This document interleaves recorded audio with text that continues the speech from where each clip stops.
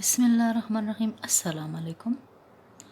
حصول برکت، ترقی و مغفرت اور حضور صلی اللہ علیہ وسلم کا قرب حاصل کرنے اور قرب الہی کے حصول کے لیے درود سلام سے بہتر کوئی وظیفہ نہیں۔ بزرگان دین نے درود شریف کو سرتاج وظائف قرار دیا اور قضائے حاجات کے لیے اکسیر بتایا ہے۔ اس کے پڑھنے والا کامل انسان اور مومن بن جاتا ہے، اس کا دل شاداب ہو جاتا ہے اور خدا پاک اس کے دل میں نور ڈال دیتے ہیں۔ یقیناً کامل کے ساتھ درود کا ورد مسلمان کے لیے دنیا اور آخرت میں خیر و برکت اور اللہ کی رضا اور خوشنودی کا بہترین ذریعہ ہے۔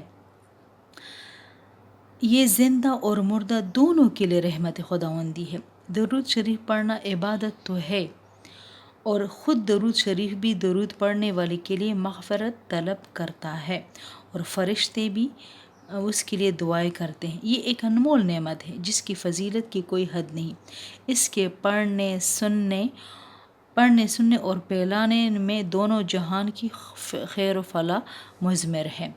بس جتنا بھی ہو سکے خاتم الانبیاء المرسلین رحمت للعالمین حضرت محمد صلی اللہ علیہ وسلم پر درود شریف کی کثرت کرو، کیونکہ یہ وسیلہ ہے مسرات کے حصول کا، ذریعہ ہے بہترین عطاؤں کا اور مضرات سے امن کا۔